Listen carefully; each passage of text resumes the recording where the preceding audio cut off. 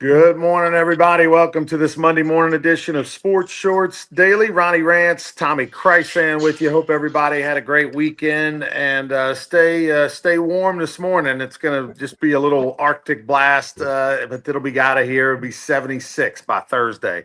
TK joining us over at Court Street Cafe in Port Allen, just across the Mississippi River Bridge from downtown Baton Rouge. Court Street Cafe, the place to be for breakfast and lunch.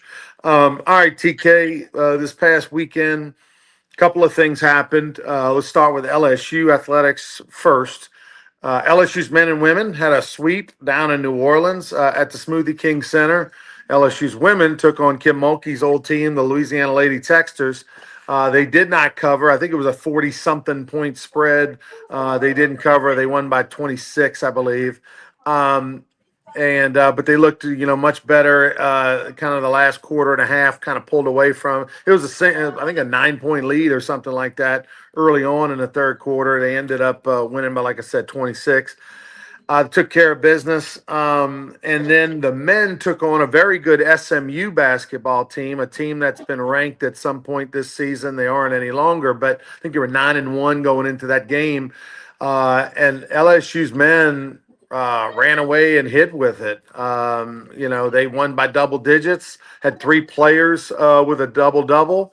And I don't know where this LSU men's basketball team came from because, against the only good team they played this year, Texas Tech, previously on the road, they got blown away in that game. But in this one against a good SMU team that's expected to do some things in the Big 12, they handled business and looked really good.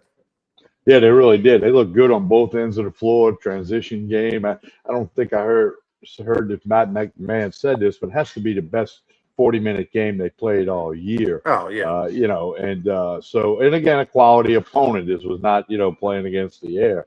I saw a good bit of that game, and LSU really looked good. I mean, they hustled. I mean, all the little things that add up to the big things. And it was a nice win. They don't play again until Friday when they host Southeastern, so that should be another win. But good for LSU basketball for the men and the women. The women are still undefeated. The men are, obviously rolling. The only thing that I see about the men, and again, SMU had a 7'2" player from Turkey, and he did some good things. And caused them some problems. When he went out, SMU was not very big. LSU is not very big.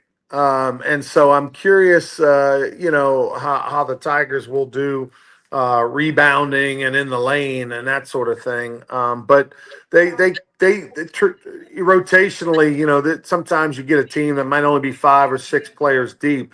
To me, this is a team that easily is 8 or 9 players deep, and that's good. Bodes well for them. And look, I would assume, we all assume, don't think that McMahon needs to make the NCAA tournament in order to keep his job. I mean, that's sort of the word on the street now.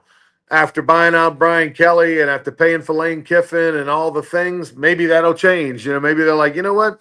Let's focus on let's buy one more year with basketball so that we don't have to pay out monies and stuff like that. Maybe they try to buy one more year if they get close. Maybe make the NIT or something that can maybe make it a little bit of a decision. But I definitely, they have to make the postseason, and in order to make the postseason in the SEC, you got to win 9 games, Tommy.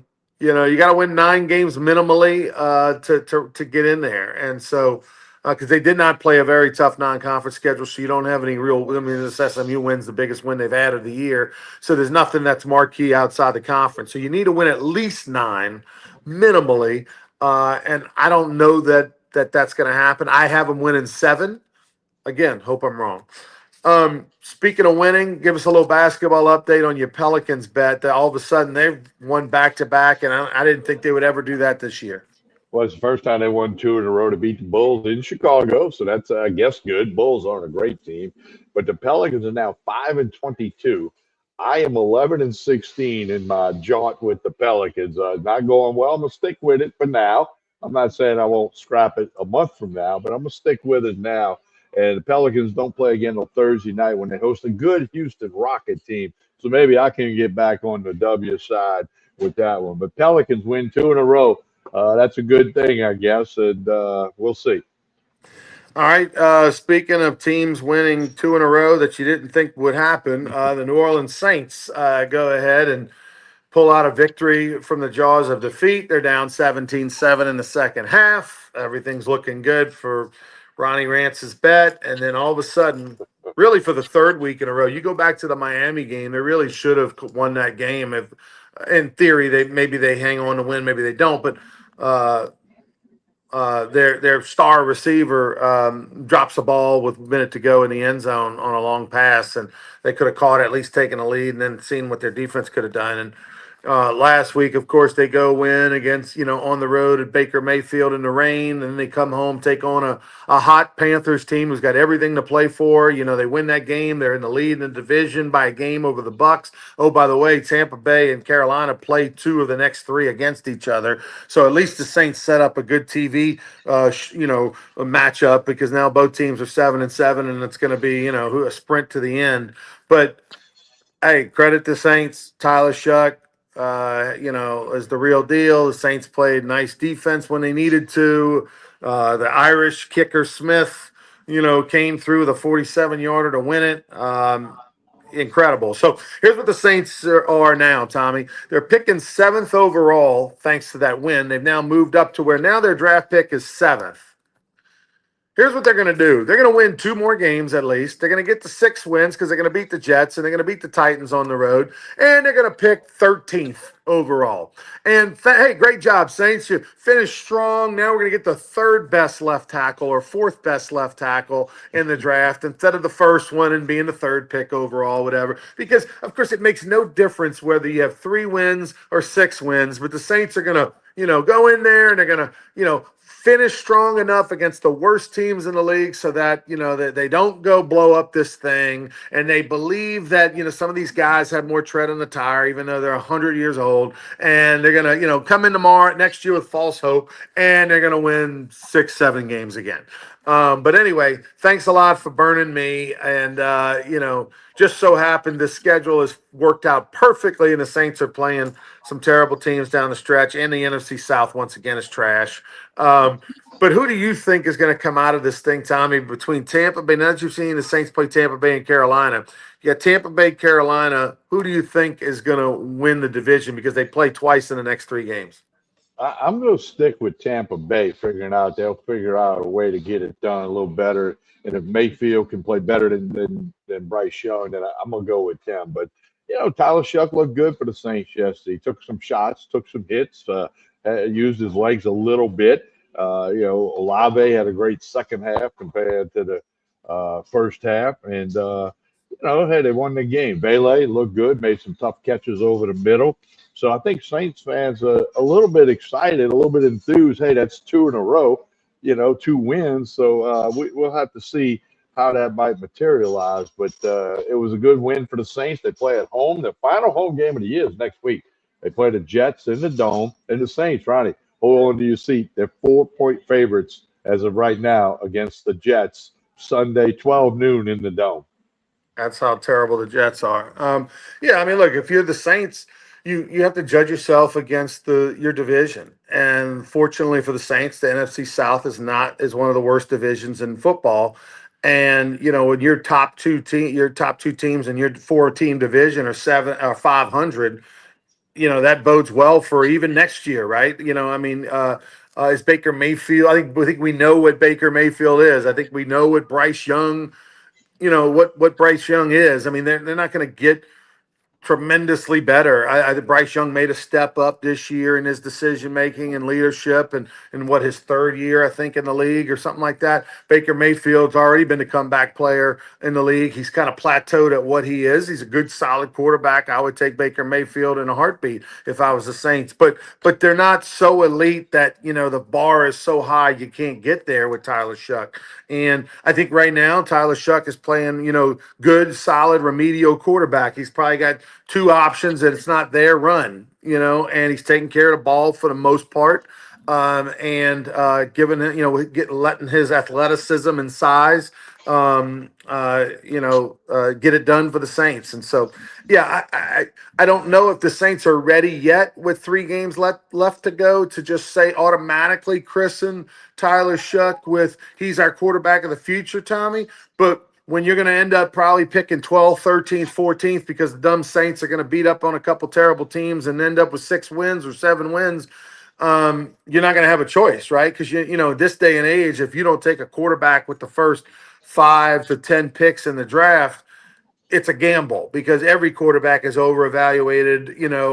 Guys that used to be second and third round picks or first round picks because quarterbacks are so valuable. Everybody's just taking them, throwing against the wall and hoping to hit the home run. And so I don't think the Saints are going to waste a first round pick if they've got Tyler Shuck who led them to 6-7 wins, which is what it's looking like he's on the verge of doing. They're going to go ahead and stick with him and go with Shuck and Rattler probably as they're with Taysom Hill, potentially is in that mix as a third string quarterback, and that's how they'll roll. Well, and the key for the next 3 games will be how does Tyler Shuck perform?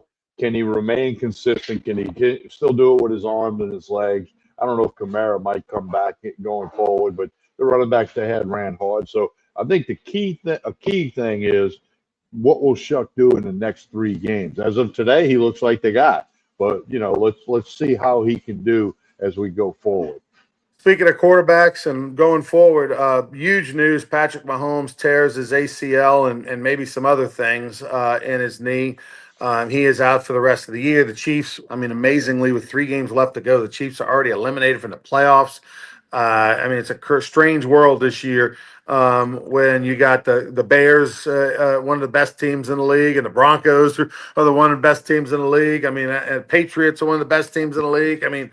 This isn't 20 years ago. This is 2025. Those were names that you didn't expect to be up at the top, going into the season. But and the Chiefs are out of it, and so all of a sudden, this dynasty in Kansas City has got a lot of question marks going into this offseason. Has Kelsey come back? Because he's getting old and, doesn't need to play for the money anymore. And if his boy is all banged up and has major knee surgery and Mahomes isn't healthy until August of next year or September, does he want to stick around for that? And what does that look like? What does the new Patrick Mahomes look like? Is he able to run around and escape pressure and do all the magical things he used to do now that he's coming off a major knee surgery? So a lot of question marks in Kansas City. It sort of, Tommy, feels like the end of an era. It does. And they did have other injuries during the year. Running back, a couple offensive linemen got banged up. But, Ronnie, I thought about this last night when I read that it was an ACL. And I saw the video, and it didn't look good. It didn't look like a sprained knee, the way that knee buckled inward. But I wouldn't be surprised if Mahomes just retires. Does he have anything else to prove? I don't think so. Is he a Hall of Famer? Yes. Does he want to go through the rehab thing and come back and then maybe not be quite as good or quite as productive as you just pointed out? So, it was a bizarre college season. It's a bizarre NFL season with 3 weeks to go in the regular season, and I'm sure the playoffs will be crazy, just like the college football playoffs are going to be crazy. No, he's already said, hey, I'll see you next year. Going to be 100%, blah, blah, blah, blah, blah. Look, Tommy, I have no doubt Patrick Mahomes is coming back. Okay. If Aaron Rodgers, let me ask you something. Which guy did you think would do more other things? We all envisioned Aaron Rodgers, climbing Mount Uchapiku or whatever and drinking ayahuasca for the rest of his life after he tore his Achilles tendon. If that dude decided to come back and and play for teams that really are meaningless the last couple of years, I have no doubt that Patrick Mahomes is going to do what it takes. He's a lot younger than Aaron Rodgers. He's got a lot of bright futures in a great organization. He'll come back. Not to mention, would you want to stay at home with his wife every single day? And then, my goodness. Have you watched the documentary? She is aggravating. Yeah, a couple little kids. I don't know. I've talked to more than one player in the NFL who said, that rehab thing, it's different. And especially he hasn't been hurt, forever. By the way, him and Brady both tore the ACL in their 9th year in the NFL. But so I mean that rehab thing is not a picnic, okay, at all. Especially, I mean, you can rehab and go back to playing in the yard with the kids, but the rehab and playing the NFL again, we'll see. Yeah. All right. Well, also, speaking of rehab, Micah Parsons, the best defensive player in the NFL for the Green Bay Packers, former Cowboy who has had a great year. Green Bay's on the come up. They're going to be one of the teams to make noise in the playoffs and all that. Micah Parsons, knee injury when he wasn't even being touched. He was rushing the quarterback, made a cut, bam, down he goes. Have we gotten confirmation on him? It looks like a ACL type thing as well. Do we know, Tommy? I haven't read anything confirmed, but Ronnie, we Yeah. got an interesting comment here from Bryce Boudreaux. I don't know if you can see it. What a weekend in Nola. He walked into the dome, and the first thing he sees on the Jumbotron is Ronnie. We call it the Ronnie-tron. Yeah, Bryce was stalking me this past weekend, that past Saturday or whatever it was. He saw me in the dome, and he takes a picture of me on the sidelines or whatever. Then he sees me at the Smoothie King Center. Went to the basketball game. You know, clearly, Tommy, I have better seats than Bryce does because notice everything's up high and way behind me, and far away. Where he's stalking me, but Bryce does a great job. By the way, repping the Gumbo Gators. Bryce is the MC for the Gumbo Gators, and you go to any Gumbo Gators home game next summer, and you're going to see Bryce working. He's the best in the league. Does a fantastic job. Well, and he was actually at Pete Goolsby at least one of the times when the Gumbo games. I remember talking to him before the game. So Yeah. he came to a Rougarou game. Something tells me he's going to be at more Rougarou games this year than he was last year, especially when Lake Charles might come to town. That's right. He might. The season opener, the home opener for the Rougarous against Lake Charles. I want to say Friday, June 5.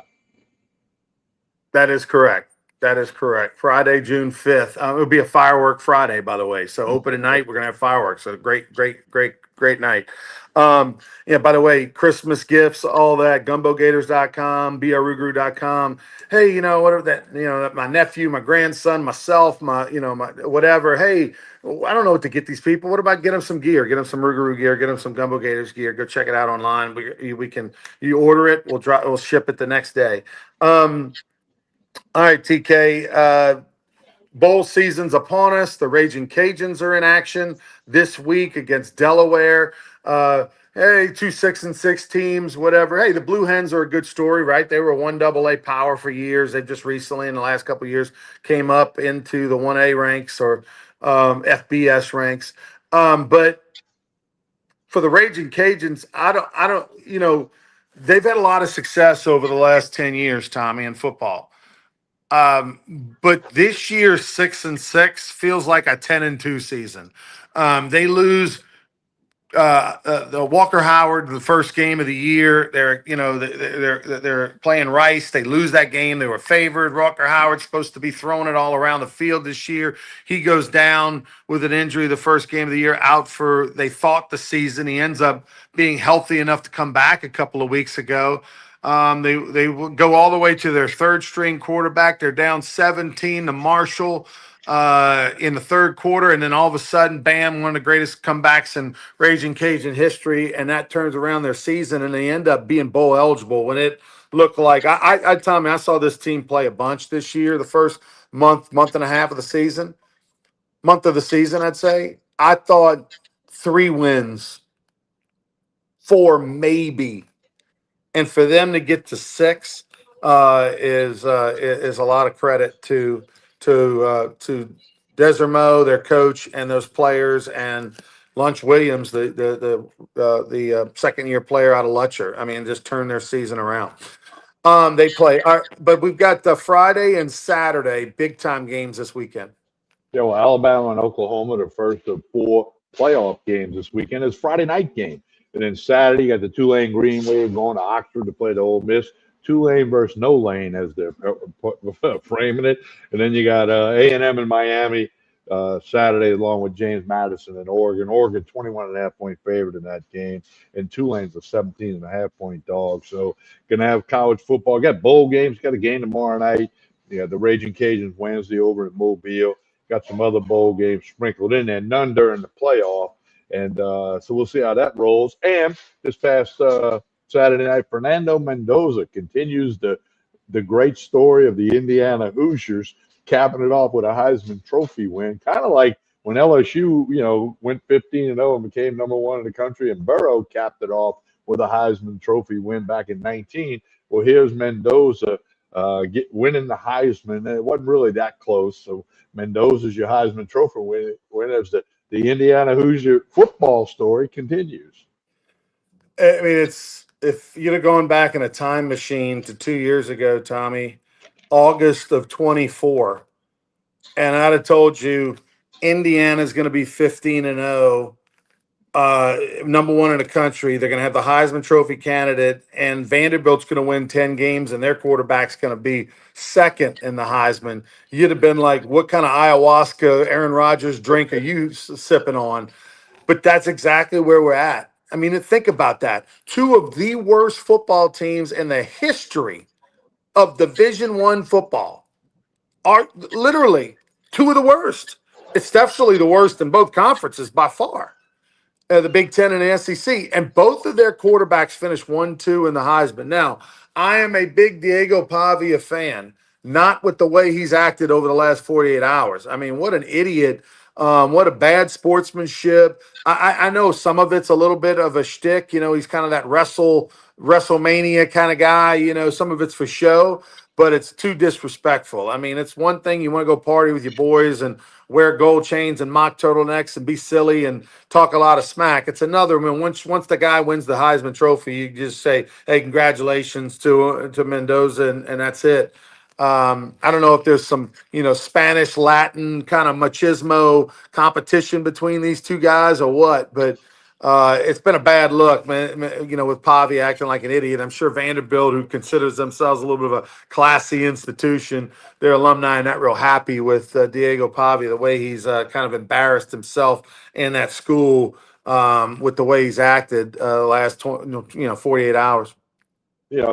Ronnie, we saw baseball change with free agency and all of that stuff, where you have different winners and nobody's back to back in the World Series. Rarely does that happen. Well, that's what has happened to college football, because free agency is in college football. So that's why Indiana and a Vanderbilt, and James Madison and others this year, according to the rules that we have risen up, and that's part of it. And some of the bloods have, not had that good year. So it's just the landscape of sports now, not just pro sports, college sports. Some people calling it pro sports now. It's just kind of the way it's going to be for a while, I think, until everybody starts tipping over from the lack of money. The Superdome this past weekend housed the Louisiana High School Athletic Association state championships, 8 of them, 3 on Thursday, 3 on Friday, 2 on Saturday. Many of them were really good games, came down to the end. I think of, Ouachita won a state championship. Ouachita to Monroe won a state championship for the first time since 1989.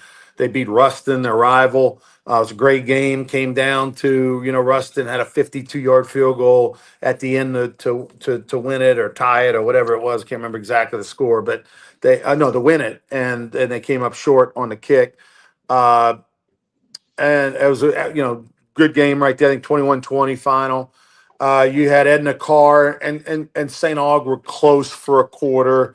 St. Aug, Edna Carr is just too good. They had 15 Division I signees that signed. Not like, I'm not talking about juniors and sophomores. I'm talking about 15 that signed just a week ago. 2 of them LSU players. There were some big old boys. There were who's who of college coaches were there on the sidelines for that game. It's good to see St. Aug back in the state championship game, first time since '79, and they had a ton of alumni, brought a lot of people. Between the two, Ouachita Ruston brought a lot of people.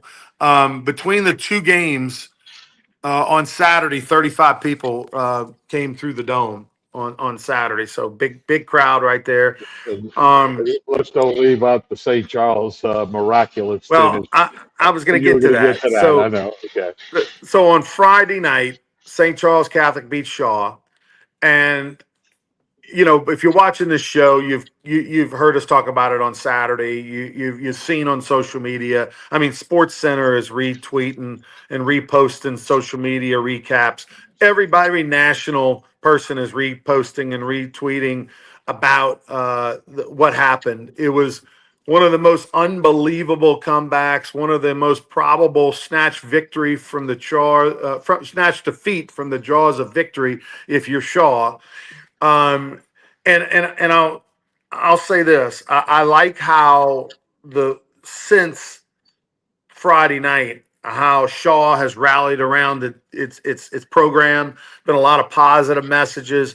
Number 50, their center, can't remember the kid's name, the one who threw the helmet. They got a 15-yard penalty that everybody seems to be putting the blame on him, but there's enough blame to go around. This was not coached well by the coaches as far as use of explaining to their team that we got time we've got to burn off. We can't just kneel it. That not knowing how many timeouts they had left. St. Charles Catholic had 2. Shaw thought they had 1. Etc. The punter shanked the punt off the side of his foot. When he needed it most to just go forward. If he could have punted the ball 15 yards, we wouldn't be talking about St. Charles Catholic winning the state championship. But so there's enough blame. There's the center that threw the helmet. There's the quarterback for taking a knee too fast. There's the coaches for not coaching up the team that, hey, look, we can't just kneel it. We got to run some clock here. And then the punter shanks it off the side of his foot. And then the officials end up blowing a whistle and giving the kicker 3 minutes or so to 4 minutes to regroup because they called a delay of game penalty right before the field goal that wasn't, and they picked up the flag after they met for 4 minutes.